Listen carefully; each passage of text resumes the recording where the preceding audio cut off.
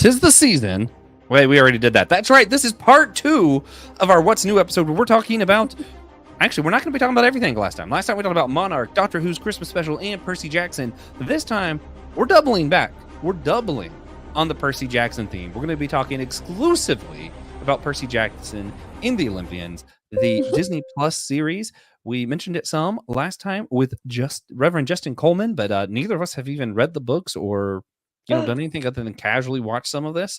So we're like, hey, we need to have people who care more about this product when we're going to talk about this IP. So I'm here with Christian Ashley, who I have no idea what his relationship to the IP is at all, and with my cousin Allie Kuntz, who I know is like the world's largest Percy Jackson fan or something like that. I think she has a plaque in her room. I'm not 100% on that. Probably true. I'm Joshua Noel. And yeah, we're gonna just jump into this. We're gonna have we're gonna have a good time today. We're gonna have a good time. But before we get into all of the fun, I got to give you guys an opportunity for our lightning round. And that's where we just we mentioned something that's not our main topic today, that we've been that's new. It has to be new, that we just want to lift up really quickly. I'm going to double up again. The Moon Knight stuff that's been going on. I finally caught up on the City of the Dead, and I actually read The Revenge of Moon Knight, and I'm really excited about a new Moon Knight that's not Mark Scepter, and to see what his followers are doing in his absence and what's going to happen to Khonshu up imprisoned in Asgard and all this. It's a wild ride, but it's fascinating, and it's been announced. If you guys remember, we helped do some interviews and had a podcast at NC Comic Con last year. Well, we'll be there again. So will Kevin Eastman. I don't know if we will be interviewing Kevin Eastman, but we're sure gonna try. So I've been checking out some of the most recent Lost Years of the Last Ronin comics. So that's the Ninja Turtles between Common Ninja Turtles and the Last Ronin series that we interviewed Kevin Eastman about a couple years back. So yeah, interesting time in the Turtles history. Fun comics that are coming out right now. So with that, Christian, what's new?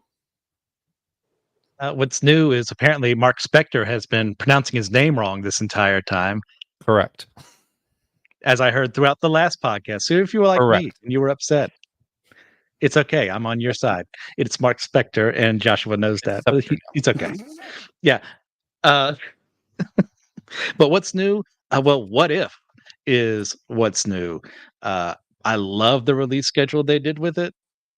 Unfortunately, it kind of suffered from the problems I had with the first season, and that there is just too little bits of time to set up the worlds we're making here. That doesn't make the stories feel like they're fully fleshed out. So I enjoyed it overall. I just wish we had had more time to breathe in those worlds before we just got away from them at the end of the episode. And it was a severe lack of Spider-Man as well. That is a problem. That's a real problem. Any other news that you wanna lift up? Jujutsu Kaisen did in as well. I have enjoyed that immensely. Great season. I'm caught up with the manga too. So yeah, let's give it to Allie this time around. So I don't know if you guys have heard of this book series called Fourth Wing. But everybody's talking about it.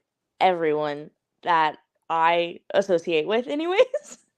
And we're not included, clearly. Nope. Your wife is. What? Yes. Nope. The new one, the second one in the series came out like somewhat recently. But I was reminded of it because I went to a bookstore and they had like all of this like merch for it. But it was really good and I loved it, and I'm excited to read all of the other stuff. Nice. Also, for those wondering, Allie has transcended the mortal plane, so she is now only spirit, and that's why you can't see her. Yep. Facts. Mm-hmm. Yeah. Slay. Speaking of which, so what have you been geeking out in the afterlife? Is there anything like comics that we can't get to as mortals that you think are really interesting? Yeah, it's actually the spin-off Harry Potter series. Oh. Yeah, it's about Harry Potter and his dragon, and he has a dragon now, and that's it's fantastic. It's just Harry Potter, but with more dragon. The premise. That is what it was Yeah. missing. I thought so. Yeah. Speaking Perfect. of more dragons, you should read Fourth Wing. It's about dragons. All right. Oh, what's the other one that recently came out? The Murtaugh. It's part of the inheritance cycle. Is that right? Am I thinking of the right Yes. series? That James and I talked about. Yeah. Allie, you read those? I don't know what you're talking about. That's like my brother used to be really into it. Matt Aragon. used to be really into it. Aragon and Aragon. all them. Yeah. Nope, I didn't know that. I had never read those. Oh, well, the new book just came out apparently, and I actually downloaded all the audiobooks, so I'm going to be checking them out soon. So I might be talking about it. We'll see. All right. With that, we'll end our lightning round so that we can fill Allie's, ghostly heart. Sorry, you're not mortal, so Yeah, I'm cool with with that. lots of pleasure, because she's just been waiting. She's been waiting to talk about Percy Jackson forever. This is Even like her looking reason at for that existence. image, it just fills me with so much joy. Good. That is why we're here. We are here because it would have just simply been wrong to talk about Percy Jackson and not include Allie, at least at some point. I would have been so disrespected. It's my whole personality now. Yeah, it's all there is to her. Like, she doesn't even have a body anymore. She's just Percy Jackson. That's it. Just But Percy Jackson. Before we delve into the depths of Allie's relation with this series, I got to clear the air for myself. Christian, what Here it comes. Have you ever read this? What is your relationship to Percy Jackson? Do you know what it is? I have. Yes, I've read the first 5 books. I kind of went off since then. Didn't read the Roman books or the Norse or the Egyptians or the crossovers, mostly because I forgot they existed. I didn't even know that was the thing. Yeah, there's a lot more out there that Riordan made that I do need to read at some point in time. But I did see the okay-ish movie adaptation and the worser sequel. But yeah, definitely when I was in high school, yeah, I read the books. I really enjoyed them. I love this series a lot. Yeah, I've never read the books. I think I've watched those movies back in the day. I remember liking them, but I don't remember anything about them at all. Yeah. So I'm watching the show and I'm surprised by everything. Like, I don't remember any of this. I'm like, whoa, he's Poseidon's kid. That's crazy. I would pay money to be where you're at right now. I would pay money even to go back before I read the Egyptian or the Norse ones or the Roman one is actually Roman and Greek. I mean, Roman is just hijacked Greek, basically. It is. They do speak on that. But Percy Jackson is one of the main characters in the Roman spinoff. So wait, so Percy Jackson isn't the main character in all of them? No, so they take focus. Yeah, go ahead, Allie. You know more than me. I'll defer to you. So the way the Roman spinoff one works is they have the first book, which introduces 3 completely new characters to you that are all, well, not all, but they have, they're like taking them back to Camp Half-Blood, which is the Greek camp and all of that. And you find out that this one guy knows pretty much everything that they would teach at Camp Half-Blood, but in a Roman viewpoint.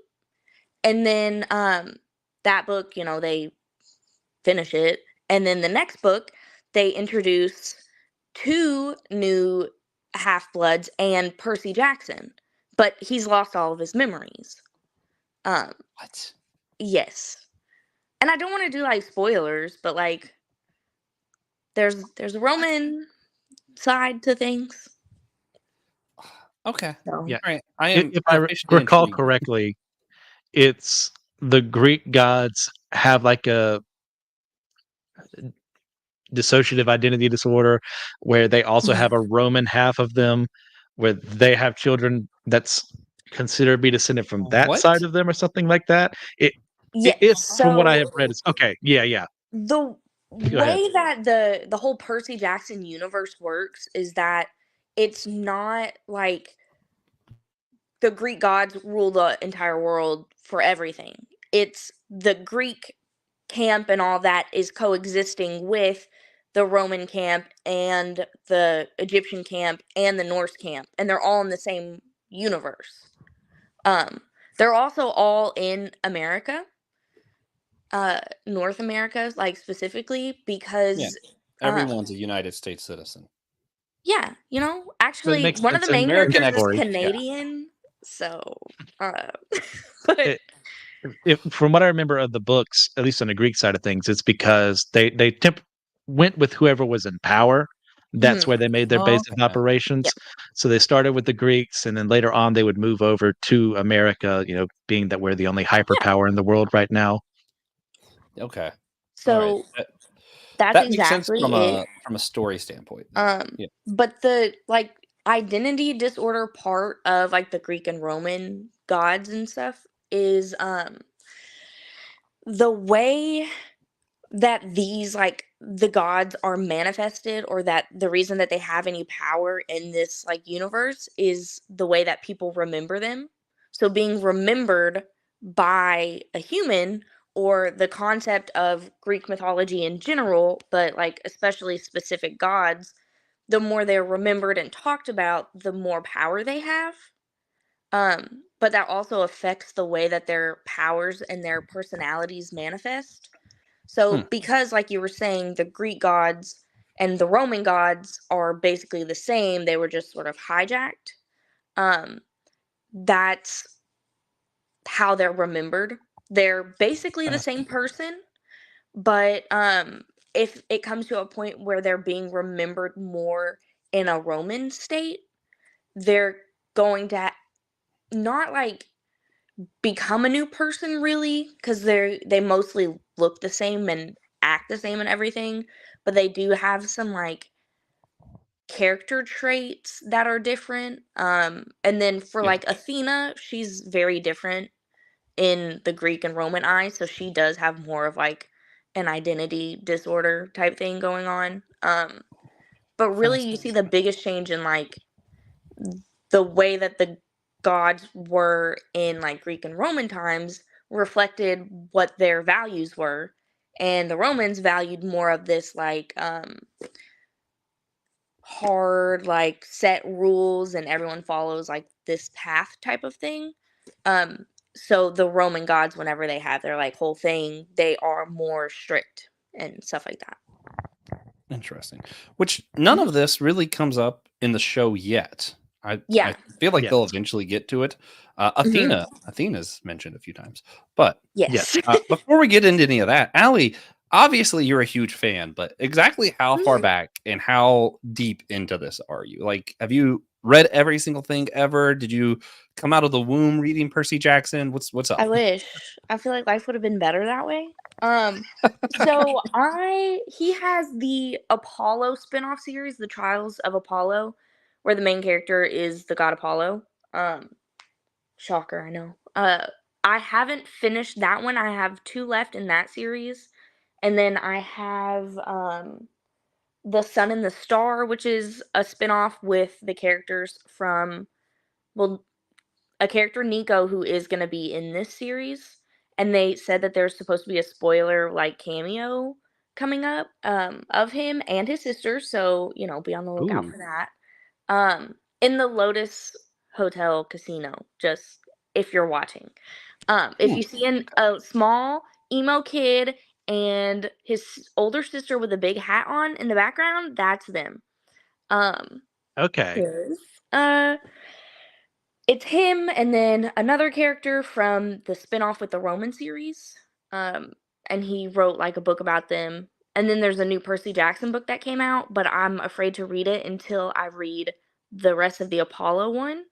Because the Apollo one straight up murders a main character. And I'm like, you know, like I can't just go on reading this stuff if they're going to do stuff like that. Well, you know, as a comic book fan, I can relate. A lot of my characters get murdered, but you know, at some point with comics, you just get to a point of, oh yeah, they're gonna come back. It's fine. Percy Jackson, I'm not sure if that's the same deal. I know his mom's kind of been killed, and then immediately they're like, not really. Not really. It's like Yeah. So Uncle Rick is not afraid to kill off a beloved character, and that is both depressing but also. Oh, Rick Riordan wrote the books, and they call him Uncle Rick. Okay.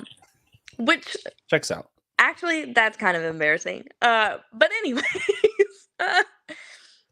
so yeah, he does kill off characters in this like first series as well. And then he also does some like fake out deaths, like are pretty common in comic book stuff. Yeah. But yeah, I don't know. They're the So, best books ever. so obviously, in my mind, since the series is called Percy Jackson himself has a little bit of plot armor. He's not going to die. Do like most of the main characters get kind of that kind of plot armor? Like, can we just like assume the main characters are fine, or is this like Game of Thrones status? You never know. Someone might just be axed mid episode for no reason. It's definitely Somewhere in not between. Game of Thrones status where like he's killing off like main characters, but I would say like sort of like Jamie Lannister, how you go through that whole like redemption arc and then he's killed off in the end and you're like, great, love that. Rick does that, but in a way that doesn't make me want to scream. So like you have these characters that are, even when they're evil, it's like they're 12 years old, you know, most of them. Luke is like 19 right now because he's supposed to be like 7-ish years older than Annabeth. But they, you know, they're 12, so they're not like evil. And he does go in to talk about like why they're acting this way or what their motivations are and stuff. And by the time you get to the end of the book, whenever there are deaths and characters are killed off, he has made sure that you have a strong like emotional connection to them. So it's, you know, extra painful. But two, he's not just killing them off for fun and then like moving on. Each of their deaths adds to the way that Percy is seeing the world, which is really important for how they end the series. Yeah, which so far I think how Percy sees the world is really one of the more interesting aspects of the show. So still right now on the show, I think we're 3 episodes in. We haven't got episode 4 yet, have we? That's tonight at 9, 8 Central. All right. Waiting for that. Yeah. Which I gotta say, the first 2 I was kind of like, okay. Third one, I was like, no, this is getting kind of cool. This is fun. Yeah. But so he's had his whole life. He's kind of like seen these things of God, heard stories from his mom, and he's like, okay, assumed it's all fake because everybody assumes that. Why wouldn't you assume that? Yeah. All of that gets unraveled. He thinks he sees his mom die. He ends up at this camp of other Greek god, half human, like half blood things. I don't know what you call this. Demigods. Yeah. And then it's kind of revealed that his mom wasn't killed. She was snatched from reality, I guess, from Hades. I don't know. Snatched from life. I don't know. Hades has his mom. Hades has some other stuff that he needs. He ends up going on a quest after learning that he is Poseidon's son because basically he's intentionally put in situations where he has to he's either going to die or it's going to be revealed. I don't know if die is the right thing. The kids were fighting him very heavily, so if it didn't reveal, I don't know what would happen. Would they have killed him? Do you think they would have killed him? If what didn't reveal? Like, if on the beach scene, there's a beach scene in episode 2, right? They're doing Capture the Flag, and these girls are, like, attacking him. When he's, like, claimed? No. Yeah. They wouldn't have killed him? No, they're not supposed to kill anyone anyways. Yeah. And that it's just... But they weren't supposed to do a lot of practice. what they were doing, right? Yes. So but they would have gotten into a lot of trouble if they'd killed them there. It doesn't matter. Like, there are plenty of people in that camp who are unclaimed. And, like, sure, that makes them look lesser in someone else's eyes, but that wouldn't be a reason for them to outright kill somebody in the middle of a practice session. I thought the reason they were attacking him was because they didn't really believe he was special and he was claiming to have defeated a centaur, Minotaur, whatever. Minotaur. Yeah. In the second book, they'll go more into Clarice's motivations on stuff. So she's the one who's like leading that pack of girls that, one, attack him in the bathroom, and two, come at him on the shore. But so for her, Camp Half-Blood, I want to say, is full of like mostly pure, good-hearted people. So yeah, they're not supposed to like maim and whatnot, and like issues do happen. But even though she wanted to hurt him, I don't believe she would have taken it too far.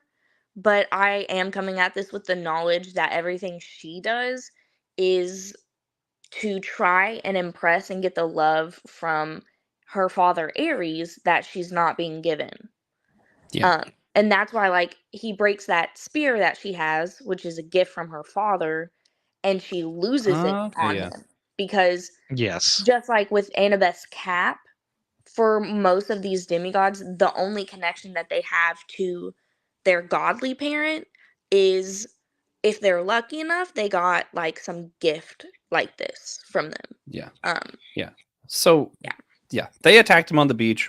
They probably wouldn't have killed him, it turns out. But anyway, because he was attacked, he fought back. He was stronger while he was near the water. And then this other girl, whose name I forget, who's like Athena's daughter, was kind of following him and shoved him into, Annabeth shoves him into the water. The trident appears above him, so it's revealed that he is Poseidon's son. Which I was like, that was a huge twist to me because I don't remember any of this. I was like, oh, wow, that's cool. Leslie said the same thing. Leslie's my sister, by the way. That's so funny. So, Percy Jackson, huge deal to me, and I talk about it a lot. It is my Roman Empire, almost literally.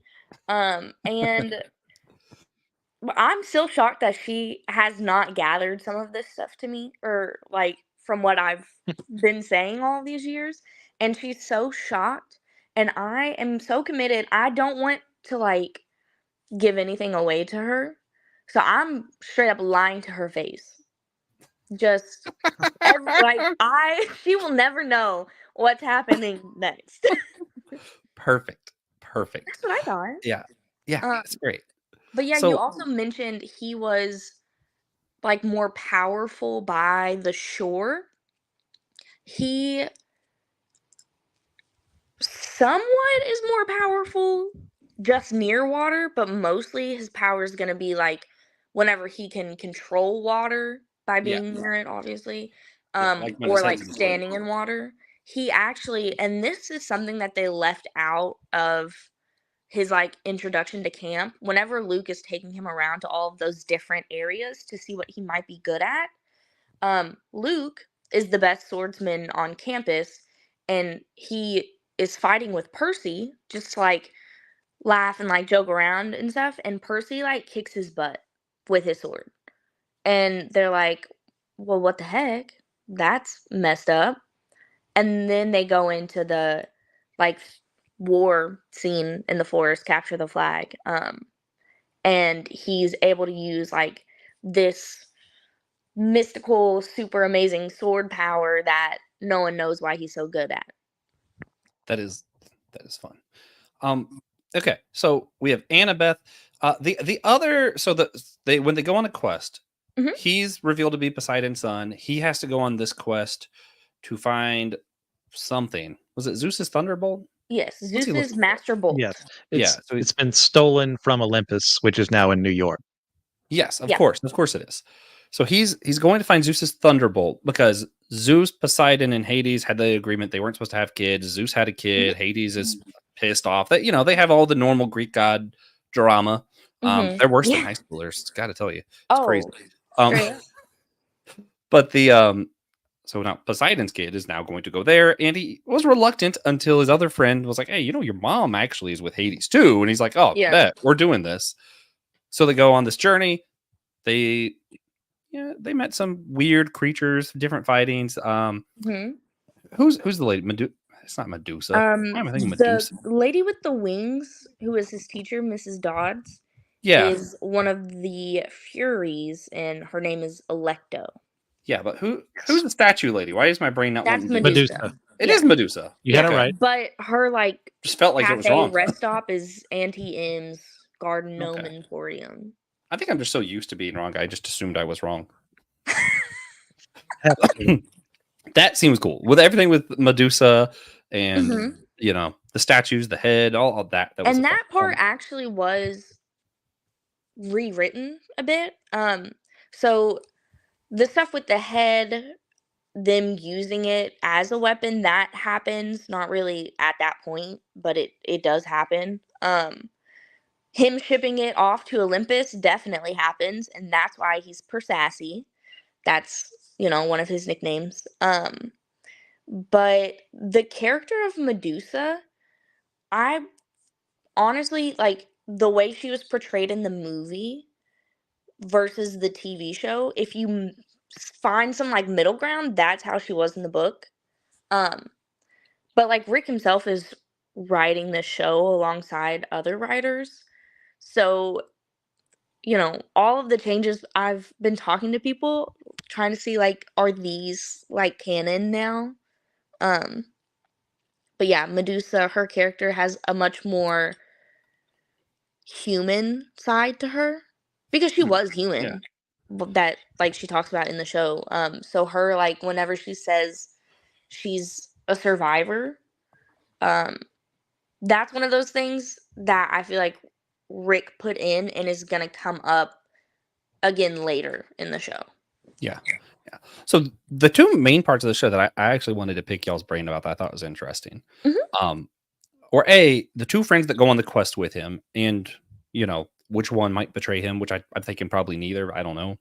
And then the other one that I wanted to do first, we kind of already touched on, is just how Percy Jackson views the world. So originally, he's just a normal kid who feels out of place. I really like that the show mentioned a lot of the people who are in Camp Half-Blood or whatever it's called. Is it Camp Half-Blood? Did I say it right? Okay. A lot of them are, you know, ADHD or neurodivergent. And I was like, okay, that's actually really fun. I like that they included that. Well, he wrote the Percy Jackson book as a love letter to his son who has ADHD. Oh, nice. I think he might even have autism. I think he's on the spectrum, but I'm not positive on that one. That's how I feel about myself. About the ADHD. Yeah, that's one thing that they didn't mention, if I remember correctly, in the show, is that the reason why the demigods have dyslexia is because their minds are closer to thinking and reading in ancient Greek. So when they see English or any other language, it just doesn't correlate to them in the same way. So it comes in as dyslexia. And ADHD is kind of as a sense of they have a higher battle awareness to themselves. Yeah. And that shows up in them physically and mentally as the ADHD. Yes. Yeah, it makes sense. No, so I like that. I liked how he went from a kid who feels like he's out of place and feels like something's wrong with him. And then he's shown this other world. And now it's like he almost feels out of place because he's too normal. Again, I love that. And I like the last episode, Annabeth and his other friend that we're going to talk about really getting on him about being scared of who he is as a god. Yeah. And I find it really interesting because this show does a good job at something that I sometimes I think sci-fi doesn't do very well, where sometimes in sci-fi we see aliens, and aliens are basically just humans that look like aliens. They don't actually act non-human. Yeah. The gods here do kind of have this mentality that humans just wouldn't have. Like a lot of the people in this camp, like they're not acting human. And I'm like, okay, I get this. Like this makes sense. He still feels more human than the other people from this camp. Well, does he ever get away from that? Like, and why? Okay, go ahead. Sorry. So part of Percy's problem is that he, you know, he's grown up the past 12 years being told, hey, you're human and you're different and you need to start figuring out how to act like everyone else. And then he goes to Camp Half-Blood where he is supposed to be accepted and fit in, but he is like too powerful for that to work out. So, and I know that kind of sounds like, oh no, he's too powerful, but like with him, or a demigod in general, being powerful, being a son of Poseidon makes him a target. Just like, Yes. they're showing Yeah. in the first few episodes. It made his mom like collateral damage because of who he is. It attracts more monsters to him than it would someone whose godly parent isn't as strong. And Yeah. it puts a lot more responsibility on his shoulders because even now he's 12 years old, which I think the movie aged him up to 16, but I think that takes away a lot of like Yeah. the character growth and the actual like fear he's feeling throughout the show. Because the whole time, or like the books even, the whole time you're getting his inner monologue of, I don't know what's going on. I don't know what I'm doing. I'm really scared, but also they just made me mad. So I'm going to, do something petty or, Yeah. and that's a very like 12-year-old teenager, even sometimes adult way of thinking. Yeah. Well, it's what's interesting because he's been out of it longer than everybody else. So he's been continuously taught he needs to try to be normal. Mhm. And now he's in this place where everyone else around him has kind of been taught and raised as if they were gods, a lot of them, or kind of Mhm. seem like they have been. So they kind of know like you're living for power, you want your name to have glory, all this stuff they kind of have built into their personalities. And he's over here like his whole personality has been try really hard to be normal. And Yeah. now he's flung from that to, yeah, now you're in a bunch of gods. Also, you're more powerful than all of them, and they all hate you for it because you should have more glory than all of them. And you're like, I've been taught my whole life not to try and have glory. What are you doing? Yeah. Yeah, Definitely. it's very topsy turvy. I think a normal adult would not be able to like really handle that well. So the No. transition is interesting. Well, and I think there are a lot of little aspects of that point back to that sort of it being a love letter to his son. Um, because and you can like whenever you hear Rick in interviews or like even his emails to like the fans and whatnot, he does his research to represent neurodivergent people, but even like it is super like fundamental to him to include all like minority groups, like all of them.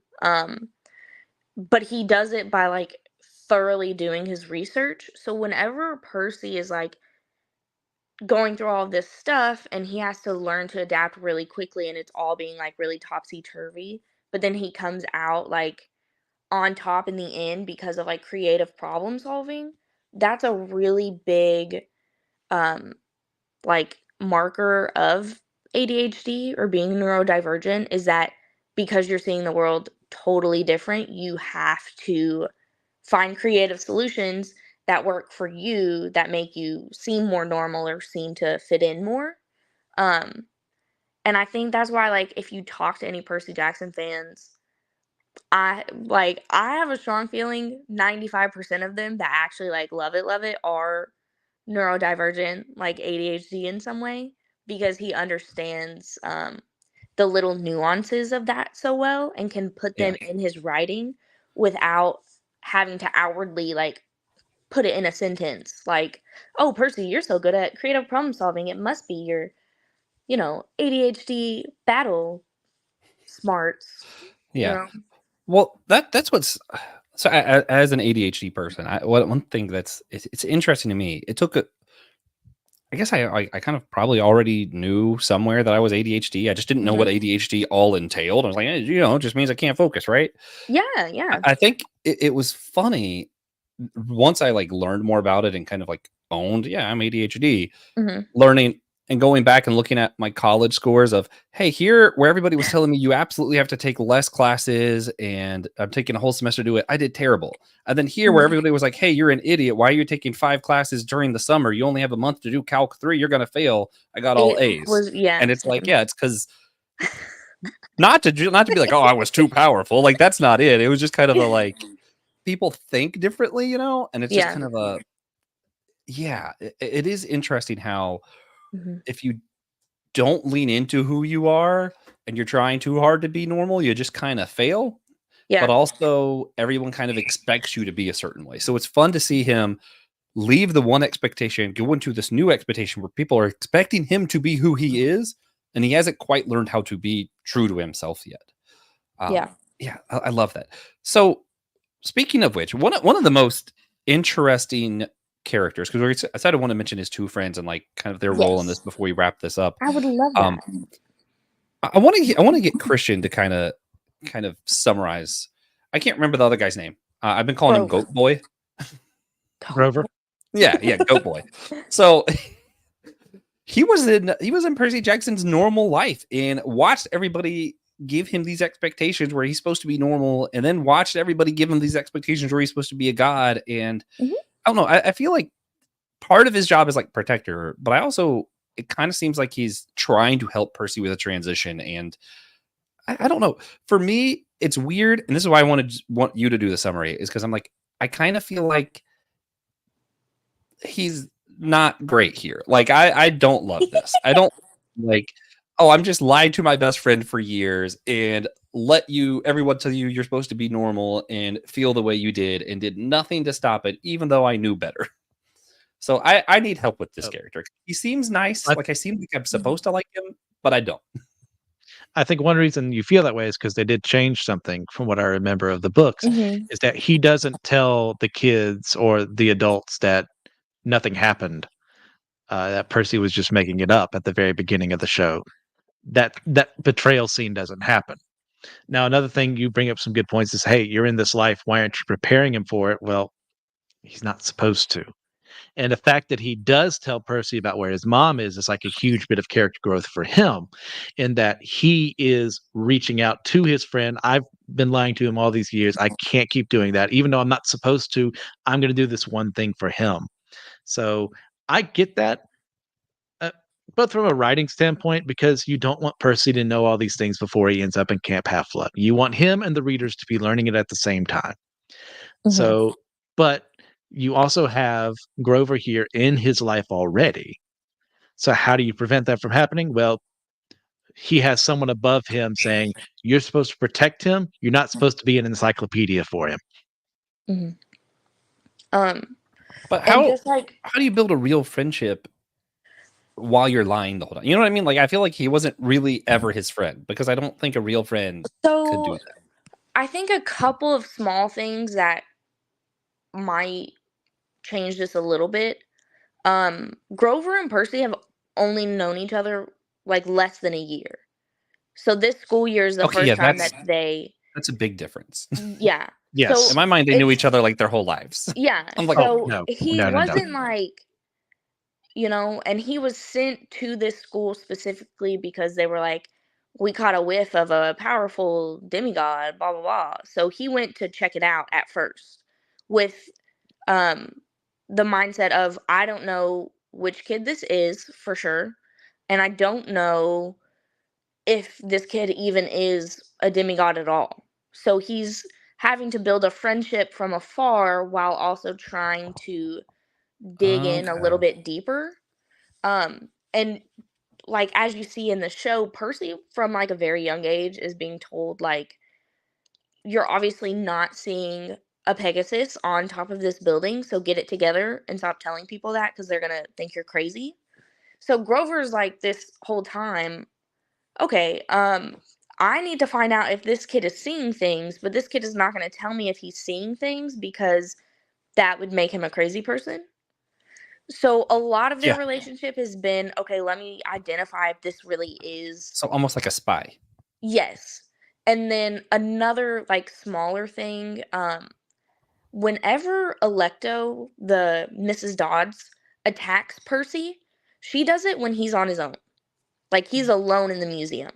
So Grover and Chiron, or Mr. Brunner, they're like not there to protect him. Okay, yeah. So I think in the book, Mr. Brunner like gives him the pin in that instant to fight off Electo, but the way that Chiron, like, he has rules about not being able to interfere to a certain extent, so like he probably couldn't have done that anyways. But like Grover, like, if he had seen Percy being outright attacked by a mythical creature in the book would have been like, oh, let's get out of here or something. But in the Yeah. book, he did straight up, like, he was like, who's Mrs. Dodds? Which I do think was a bit, like, backstabby, but then Mr. Brunner told him to say that. Okay. And so, like, they did touch on this in the books too. So Grover's the one that brought Annabeth and Talia and Luke to camp. Yeah. Which is like something, a big thing that they trusted him with, and he failed. Like, terribly, miserably, did a bad job. So he, this whole time, has been walking on eggshells. The Council of Cloven Elders, the gods on Olympus, and like Chiron and Mr. D have all been like, hey, you need to like fall in line and do exactly as we say, because if you don't, like, someone is gonna murder you for messing this up. Yeah. Because these are Greek gods. They do things like that. Yeah, they do. Yeah. So I think that might help Grover's like character. Yeah, a little bit it more. helps that they're not like longtime friends, because in my mind it's like they knew each other for years. Yeah. Okay, so then we talked about Grover. Annabeth's the other one that's interesting. So Percy Jackson, whenever he's given his quest, he's told by the quest. In my mind, it's the DM. The dungeon master told him that during your quest, someone's gonna backstab you. He didn't see Peter the Zealot, so he had to find somebody else that he thought was gonna deny him 3 times. And he was like, "Who could it be?" So I find it interesting that he chose the friend that he's like, oh yeah, I know I can trust you, even though you've been lying to me for a year. It makes no sense to me, but they're kids, so sure. Then Annabeth, because Annabeth, he's met at this camp, and she is so goal oriented that he's like, I don't think she has it. It's almost like he trusts her to not have a soul. She's just going to achieve her goal. Does not matter who I am. There is no relation here. She's just going to do the goal. That's it. So I think it's interesting who he chose to trust or to take with him on this quest, and to kind of see that dynamic start. I know we're just one episode into them kind of starting, and we're near the end of our episode today. But Christian, could you unpack some of their relationship and the dynamic we're seeing on screen between these 3 characters for us? I think when it comes to Grover, like, this is Percy's idea of an olive branch. For everything, like, hey, you didn't tell me about all this, but you still tried to save my life. You still worked with me here. You were still my friend. So I'm going to put trust in you, even knowing about this prophecy that the oracle gave, so that you can prove me wrong forever doubting you. What? It's a dungeon master. Yeah. And then with Annabeth, Percy knows he's not the smartest person in the room. And from seeing how she's interacted, he kind of goes, okay, she's goal oriented. She's going to get stuff done. If I falter in any way on this quest, she's probably the one who's going to do what I can't. So it's for a 12-year-old, pretty dang tactical to make that decision, because you would think, oh, he's going to pick, Luke for all the help that Luke has given him over here. But no, he doesn't do that. He thinks more practically. And I really appreciate that, because it shows that, well, he's not the smartest person in the room. He's not an idiot either. Like, he's capable of thinking beyond himself at such a young age. So I think that's why their dynamic works so well, because obviously he and Grover have a relationship, but it's a little strained. And obviously he and Annabeth just started having kind of like a pseudo friendship at this point in time of mutual. You can never see them be friends. What do you mean? It's this mutual kind of let's both get our acts together. I don't really approve of where you're at right now, but I still see what you're capable of, so we can get stuff done together. Yeah, it's like the Alexander Hamilton line of I disagree with him on everything, but at least he has a stance. Yeah. It's like, no, I know this person has values and has objectives, so even if we don't agree, at least I know they're going to do the thing. Which, if you've worked in the food industry or retail at all, you know someone like that. You're like, I might not like them, but I know if they're there, I'm gonna like this shift. Yeah. Yep. Yeah. And that's one of the, like, differences in the book and the TV show that, like, I truly like both of them a lot. Um, I think the changes that they made in the TV show, are gonna help develop Luke's character a lot and, like, the rest of the series. Not just, like, this season, but hopefully the future seasons. But so, like, in the book, it wasn't really Percy's choice. So he didn't have to have that moment with Luke where he was like, "Hey, I didn't choose you, but I still love you. Sorry." Um, it was almost like, I mean, Percy did have somewhat of a choice, but it was almost decided for him. And then he didn't choose Annabeth in the book because, like, he didn't think that they could ever be friends. Because, I mean, even in the TV show, I feel like you can see he is so intrigued by her, Oh like, yeah, from the beginning. they definitely And, like, have like even intrigueness about each other. They're like, he, like, whenever he takes the, like, Medusa's head to Electo and she's looking at him through the gate, I'm like, "Oh my gosh, my heart, I love that so much." Just, like, the way that she's looking at him, I'm like, "That is perfect." Because Annabeth is very much like, she knows she has strong feelings for him, but she hasn't decided if they're good or bad yet. yeah, Um, yeah, which is, like, that's fair. I'm pretty sure a line from the movie. But Percy definitely is like, "Okay, I've been told my whole life I'm stupid, and also I am stupid when it comes to this because I just found out yesterday that it exists." But Annabeth has authority. People trust her. She wins at things like capture the flag. She's really good at strategy. Mhm. She knows what she's doing, and she knows the whole, like, world of the Greek stuff like the back of her Yeah, hand. So he's like, to him in the book, it's almost like, if she doesn't go with you, don't go because you're not gonna make it. yeah, yeah. Well, and that's something I find really. I don't want to go on and on and on forever, but Mhm. one thing I find it so interesting. To me, it seemed like part of his choice, and it's not said or anything. It's just kind of like it felt like it was partially because Annabeth knows more about his past than he does. Yeah. Like, he's learning his own heritage as a god. He's learning all these things, and Mhm. here's this person who pushed him in the water to reveal who his dad is. Yeah. You know, like here's someone who knows who his dad is, knows this world Yeah. he's supposed to be a part Well, of, and is kind of she helping him get figured to know out. himself. Yeah, she figured out just watching him who his dad was.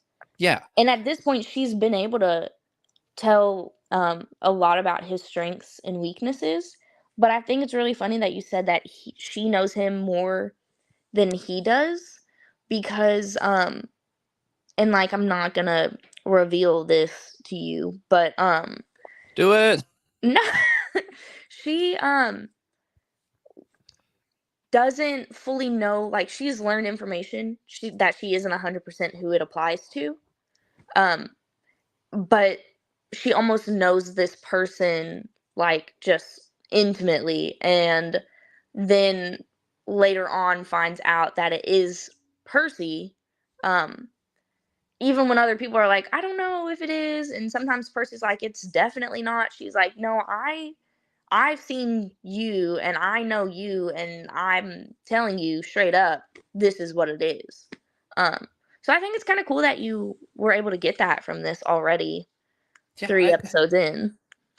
yeah. It's interesting, and I think, especially like even with myself, is like I've changed some of my beliefs, or like I would change denominations in church and stuff. Like I feel as though that's such a relatable, like, to see how they gravitate towards each other, because I'm like, Yeah.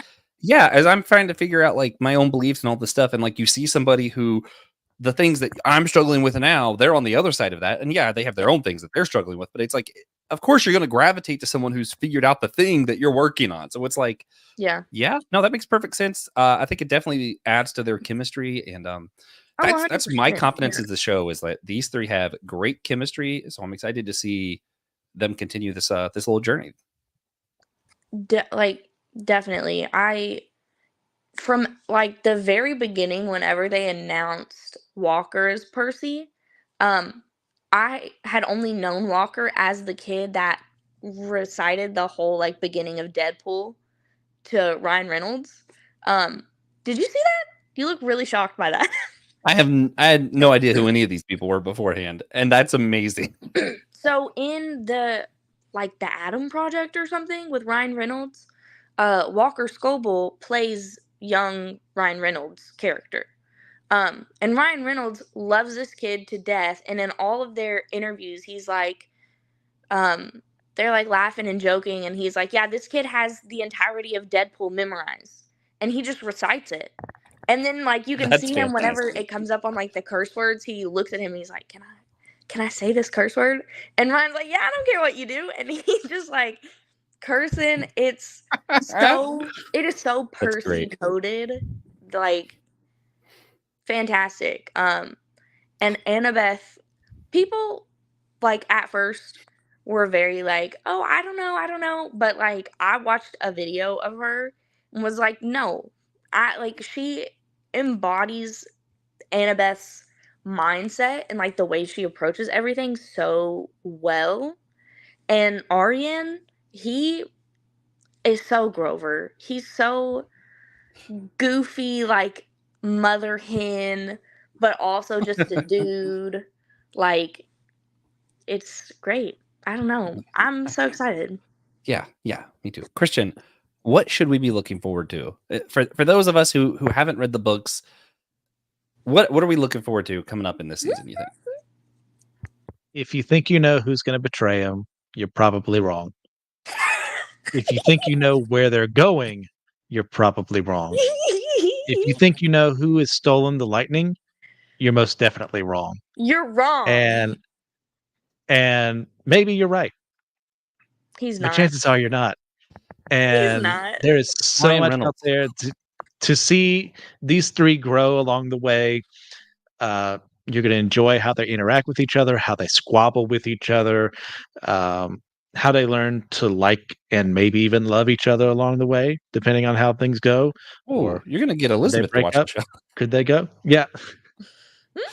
I won't say whether or not that does happen, even for her sake, because I already did that enough last night recording for Arabasta.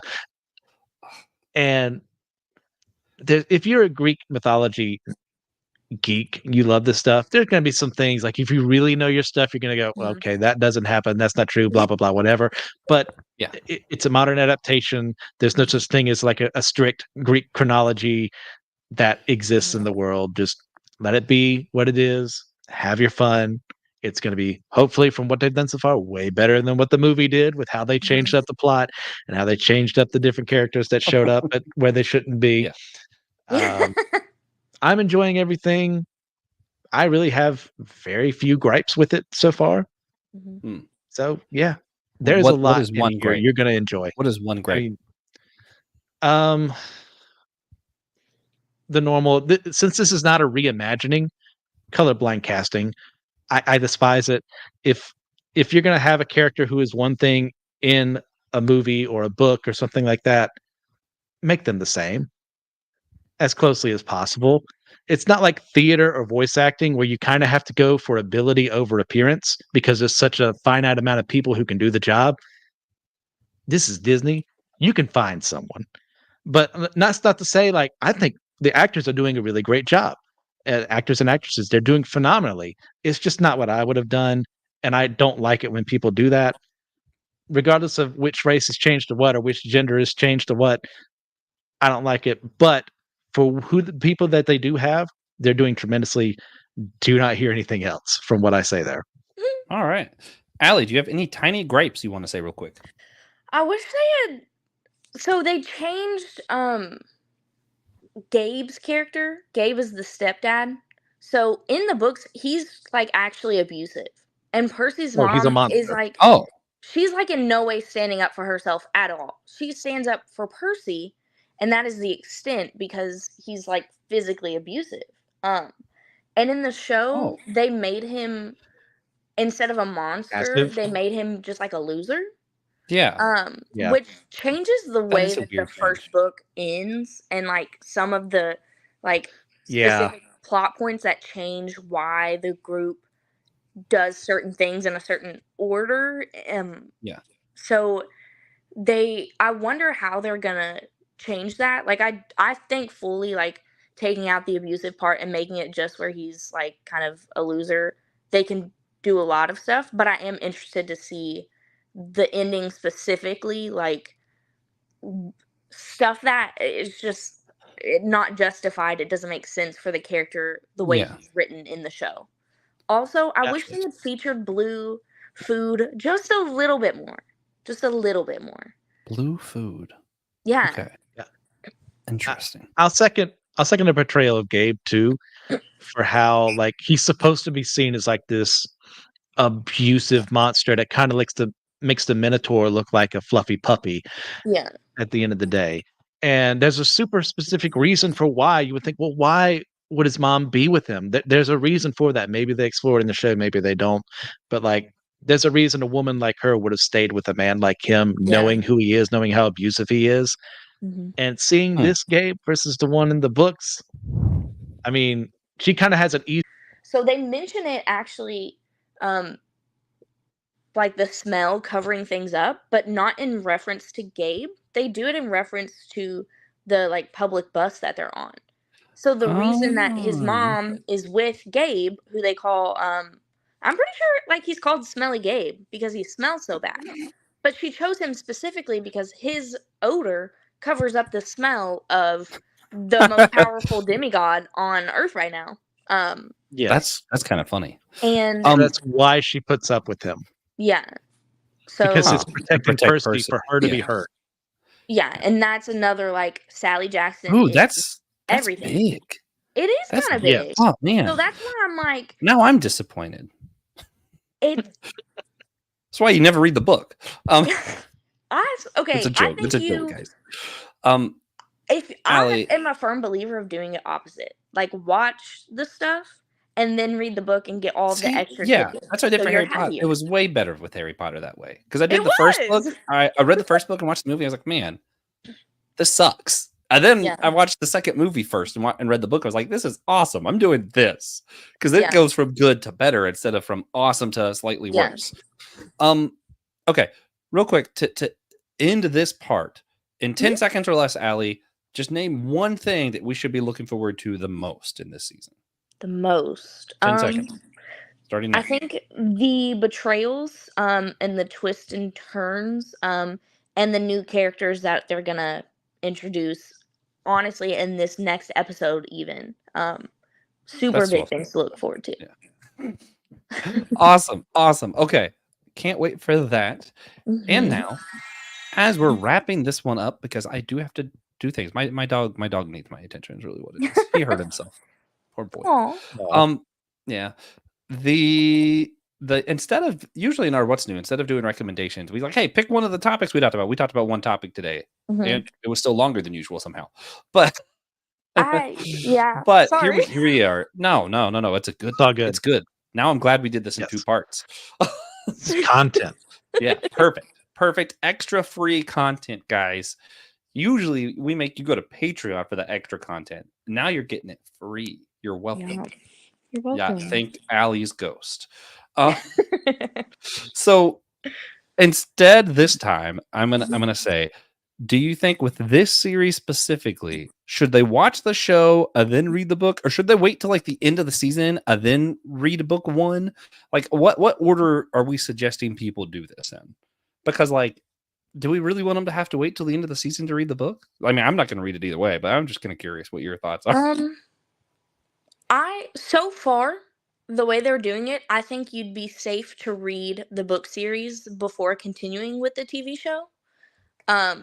But if we're talking about the movies, you need to watch the movie first and then read the book so that you aren't murderous with rage. Yeah. Okay. That would be the Aragon problem there. I'll go in the opposite direction, but this depends on the person. Okay. If you are someone, if you know for certain that when a book is being adapted in any way, shape, or form, you're going to lose something in that adaptation because there's only so much time. Mm-hmm. Read the books first, knowing there are things you're going to be missing, scenes they change, casting decisions you may not like, recognize that.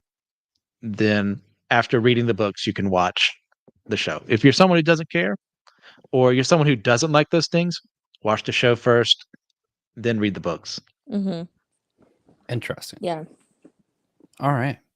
Well, then, with that, guys, we thank you all for listening. Make sure if you're on YouTube, smash that like and subscribe button for Will. And, do it for all of us, but I think it makes Will the happiest out of anyone. So I just really want you guys to do that for him. Also, rate and review the show on Podchaser or Spotify, Apple Podcasts, wherever you listen to podcasts. We want to lift up one of our patrons. We like to sometimes give a shout out. And since Allie's here, I feel like this is a good time to shout out Annette Noel. Thank you for supporting the show. You're awesome. Of course, we love you, Annette. And guys, we want you to do one very important thing for us. And that is, of course, to remember, we're all a chosen people, a geekdom of priest. Bye. Bye.